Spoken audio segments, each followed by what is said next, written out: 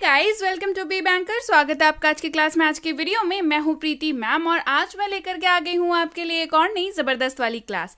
सो क्या होने वाली है आज की क्लास? आज की क्लास में हम लोग पढ़ने वाले हैं बेसिक्स इंग्लिश के सीरीज में THERE देयर के प्रयोग। जी हाँ, THERE इसकी स्पेलिंग है और पढ़ते हैं इसको देयर।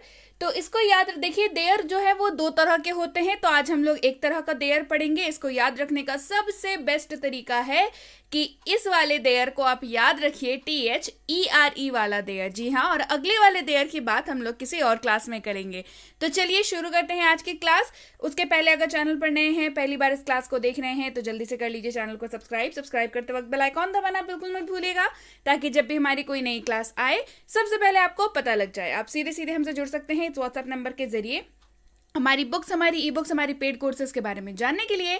साथ ही साथ ये वाली क्लास और इसके जैसी ढेरों क्लास डायरेक्टली अपने मोबाइल तक पाने के लिए आप कर सकते हैं हमें किसी भी सोशल मीडिया साइट्स पर फॉलो। तो चलिए शुरू करें आज की क्लास। तो सबसे पहला जान लेते हैं मतलब क्या होता है देयर का, क्योंकि किसी भी शब्द को इस्तेमाल करने से पहले क्या जानना जरूरी है?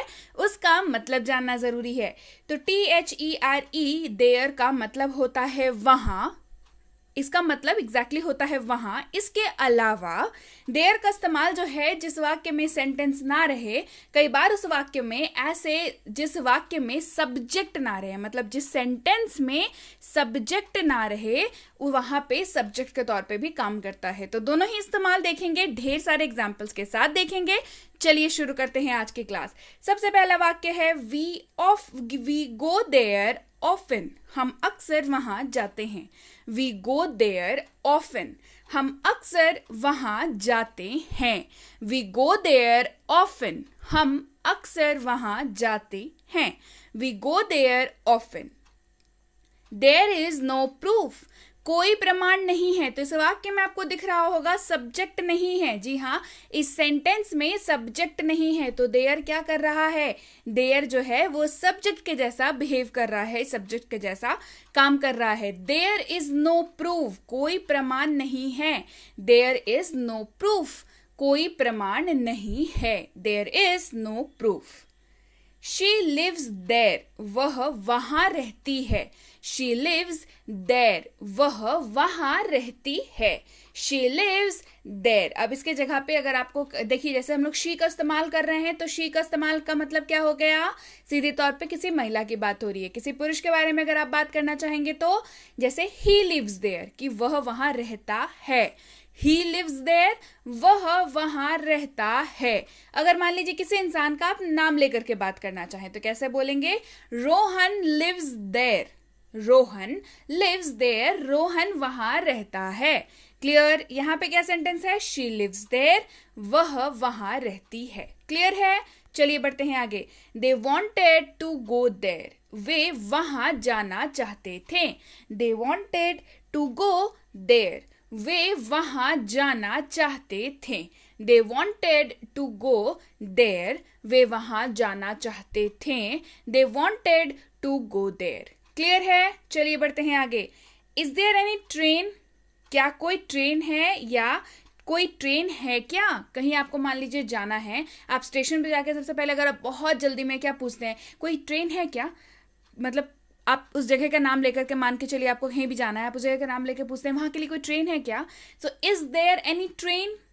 कोई ट्रेन है क्या? मतलब यहाँ पे वहां के लिए जो है वो छिपा हुआ है हिंदी वाले वाक्य में, है ना? तो इज देयर एनी ट्रेन? कोई ट्रेन है क्या? Is there any train? There were 2 cakes. 2 cake थे। There were 2 cakes. 2 केक थे। There were 2 cakes. They made me got there. उन्होंने मुझे वहां पहुंचा दिया। They made me got there. उन्होंने मुझे वहां पहुंचा दिया। They made me got there. All of us went there. हम सब वहां गए। All of us went there. हम सब वहां गए। All of us went there. हम सब वहां गए। All of us went there. Whom did you meet there? आप वहां किससे मिले थे? Whom did you meet there? आप वहां किससे मिले थे? Whom did you meet there? I went there yesterday, कल मैं वहां गई थी या गया था। अगर आप पुरुष हैं तो गए थे मतलब गया था, और लड़की हैं तो गई थी। आई वेंट देयर yesterday, कल मैं वहां गई थी। आई वेंट देयर yesterday, कल मैं वहां गया था। इंग्लिश जो है वो सेम रह जाएगा, हिंदी में गया था और गई थी के जैसा बदलाव आ जाएगा। क्लियर है? चलिए बढ़ते हैं आगे। Will you please go there, क्या आप कृपया वहां जाएंगे? Will you please go there, क्या आप कृपया वहां जाएंगे? Will you please go there, क्या आप कृपया वहां जाएंगे? Will you please go there. Clear है? चलिए बढ़ते हैं आगे। देयर इज नो हरी, कोई जल्दी नहीं है। देयर इज नो हरी, कोई जल्दी नहीं है। देयर इज नो हरी, कोई जल्दी नहीं है। क्लियर? चलिए बढ़ते हैं आगे। It was very nice there, वहां बहुत अच्छा लग रहा था। It was very nice there, वहां बहुत अच्छा लग रहा था। It was very nice there. There is a man at the door, वहां दरवाजे पर एक आदमी है। There is a man at the door, वहां दरवाजे पर एक आदमी है। There is a man at the door, वहां दरवाजे पर एक आदमी है। There is a man at the door. Clear है? बढ़ते हैं आगे। There was a lot of traffic, वहां बहुत ट्रैफिक था। ट्रैफिक मतलब जो जाम लग जाता है गाड़ियों की वजह से, उसको ट्रैफिक कहते हैं। There was a lot of traffic, वहां बहुत ट्रैफिक था। There was a lot of traffic, वहां बहुत ट्रैफिक था। There was a lot of traffic.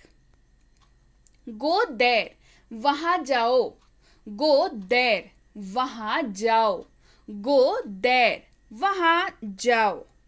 You can go there, आप वहां जा सकते हैं। यू कैन गो देयर, आप वहां जा सकते हैं। यू कैन गो देयर, आप वहां जा सकते हैं। You can go there. Can you go there, क्या आप वहां जा सकते हैं? आप यहाँ पे क्या बोल रहे हैं? किसी को पूछ रहे हैं कि क्या आप वहां जा सकते हैं? Can you go there. Can you go there, क्या आप वहां जा सकते हैं? कैन यू गो देयर, क्या आप वहां जा सकते हैं? Can you go there. There is a book on the table, वहां मेज पर एक किताब है। There is a book on the table, वहां मेज पर एक किताब है। There is a book on the table, वहां मेज पर एक किताब है। There is a book on the table. Clear है? सो यस गाइज, ये थी आज की क्लास कैसी लगी मुझे कमेंट करके ज़रूर बताइएगा। क्लास पसंद आई है तो कमेंट वीडियो को लाइक कर दीजिए, शेयर कर दीजिए, और चैनल अगर अभी तक सब्सक्राइब नहीं किया है तो जल्दी से सब्सक्राइब कर लीजिए। ऐसे ही कोई शब्द जिसमें आपको भी लगता है कन्फ्यूजन, आपको भी लगा रहता है पता नहीं इसको कैसे इस्तेमाल करें कैसे नहीं इस्तेमाल करें, तो मुझे कमेंट करके बताइए। उसके ऊपर क्लास बहुत बहुत जल्दी लेकर के आऊँगी। ऐसी वर्ड्स वाली क्लासेस बहुत ज़्यादा इंपॉर्टेंट होती है, तो आपको पता ही होगा रोज़ आती है वर्ड वाली क्लासेस। तो ऐसे ही वर्ड्स की क्लासेस अगर आपको अपने कंफ्यूजन वाले वर्ड्स की चाहिए तो कमेंट करिए। और क्लास पसंद आई है ना, तो मुझे बताइए कि यस मैम, मुझे हमें इस तरीके की क्लासेस और आप लेकर के आइए।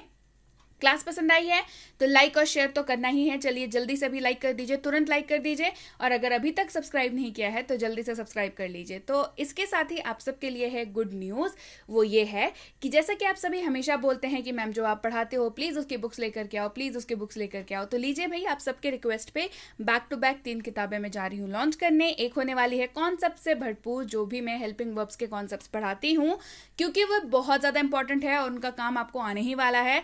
तो इसके लिए एक किताब आने वाली है। एक किताब आने वाली है हमारी आपकी फेवरेट डीएलएस की, यानी कि डेली लाइफ सेंटेंसेस की, यानी कि रोजाना प्रयोग होने वाले वाक्य की।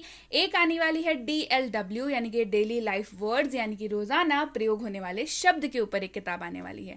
तो आपकी किताब इसमें से कौन सी वाली फेवरेट होने वाली है मुझे कमेंट करके अभी बताइए। इसके साथ ही अगर आपने अभी तक नहीं देखी है हमारी 6.5 घंटे में अंग्रेजी बोले कि फ्री स्पोकन इंग्लिश की सीरीज, तो जल्दी से इस नंबर पर व्हाट्सएप करिए और मंगवा लीजिए इस कोर्स को अपने लिए अभी इसी वक्त अपने फ़ोन पर। जी हाँ, ये एक फ्री स्पोकन इंग्लिश की कोर्स है जिसमें आपको 60+ वीडियो लेक्चर्स मिल जाते हैं, यानी कि क्लास 1, क्लास 2, क्लास 3, क्लास 4 ऐसे करते करते क्लास 60+ तक आपको इसमें वीडियो लेक्चर्स मिल जाते हैं। ये कंप्लीट कोर्स है अपने आप में, इसको देख करके आप आराम से अंग्रेजी बोलना सीख सकते हैं।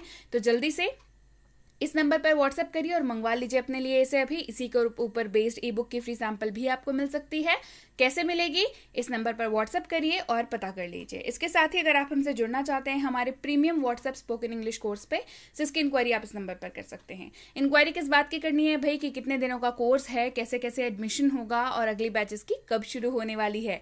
क्लियर? ये है बेसिक इंग्लिश ग्रामर कोर्स, यानी कि इंग्लिश ग्रामर की बेसिक वाली कोर्स। इंग्लिश ग्रामर की बेसिक्स अच्छी होना बेहद ज़रूरी है अगर आप वाकई किसी कॉम्पिटिटिव एग्जाम की तैयारी करना चाहते हैं, या इन जनरली भी अगर आपको लगता है कि ग्रामर आपकी उतनी अच्छी नहीं है, तो मैं बता दूं, अगर बेसिक ग्रामर सही नहीं होगा तो एडवांस ग्रामर समझ में नहीं आएगा, और एडवांस ग्रामर समझ नहीं आएगा तो क्वेश्चंस नहीं बनने वाले हैं। तो भैया बेसिक ग्रामर जो है वो आना बहुत ज़रूरी होता है। तो जल्दी से इस नंबर पर इंक्वायरी करिए, पता करिए बेसिक इंग्लिश ग्रामर की क्लास अगली कब शुरू होने वाली है बैच। ये है basic English grammar for kids. अब भाई बच्चों को ग्रामर सिखाना बच्चों का खेल नहीं होता। आपके घर में भी अगर बच्चे हैं तो आपको ये बात बेशक पता होगी, पर अब ये आसान है क्योंकि एक्सपर्ट्स द्वारा डिज़ाइन ये है basic English grammar for kids, यानी कि छोटे बच्चों के लिए ग्रामर की कोर्स है ये। इसमें बच्चों को खेल खेल में ग्रामर सिखा दिया जाता है, उन्हें बोर नहीं लगता, उन्हें समझ आ जाता है। तो जल्दी से इस नंबर पर इंक्वायरी कर लीजिए, पता कर लीजिए इसकी अगली बैच कब शुरू हो रही है। ये है basic English grammar and writing for school. आप किसी भी स्कूल में पढ़ते हो, आप किसी भी क्लास में पढ़ते हो, आप किसी भी बोर्ड के स्टूडेंट हो, ग्रामर और राइटिंग से आपका पाला इंग्लिश में तो ज़रूर पड़ता होगा। और हो सकता है आपको ये लगे कि पता नहीं कैसे होगा, बिल्कुल आपका जवाब आपके सामने है। इस कोर्स को करने के बाद आपको रियलाइज़ होगा कि ग्रामर में और राइटिंग में मार्क्स स्कोर करना उतना मुश्किल भी नहीं है। तो जल्दी से इस नंबर पर इंक्वायरी करिए, पता कर लीजिए इसकी अगली बैच कब शुरू हो रही है। और अगर आप वाकई एक सीरियस एस्पिरेंट हैं जो किसी भी ऐसे कॉम्पिटिटिव एग्जाम की तैयारी कर रहे हैं जिसमें अंग्रेजी पूछी जाती है, तो ये कोर्स बिल्कुल आपके लिए है। नाम प्रीमियम है, काम भी बिल्कुल प्रीमियम है। चाहे हो आपका आरसी, चाहे हो वोकैबुलरी, चाहे हो ग्रामर, चाहे हो आपका एडवांस लेवल के क्वेश्चंस, यानी कि बेसिक से लेकर के एडवांस तक का सफर, जीरो से लेकर के हीरो तक का सफर, ये कोर्स बिल्कुल आपको यही कराता है। तो इसको करने के बाद भी आपके अंग्रेजी के मार्क्स नहीं बढ़ेंगे, ऐसा तो होना जरा मुश्किल है। तो जल्दी से इस नंबर पर इंक्वायरी कर लीजिए कि इस प्रीमियम कॉम्पिटिटिव इंग्लिश कोर्स की बैच जो है अगली, ये कब शुरू होने वाली है। आप इंक्वायरी करते वक्त बस एक चीज़ का ध्यान रखें कि कोर्स का नाम लिख करके इंक्वायरी भेजें, ताकि हमारे प्रतिनिधि आप तक सही समय पर सही जानकारी पहुंचा पाएं। जानकारी मिलने में लगभग 12 से 48 घंटों का वक्त लग जाता है, तो कृपया प्रतीक्षा करें। और अगर मैसेज कर दिया है तो निश्चिंत हो जाएं, आपको रिप्लाई ज़रूर से ज़रूर मिलेगा। Clear? So yes guys, that's it for today. Thank you so much for watching be with B banker, empowering life through knowledge. Thank you so much for watching. Stay tune to B bank.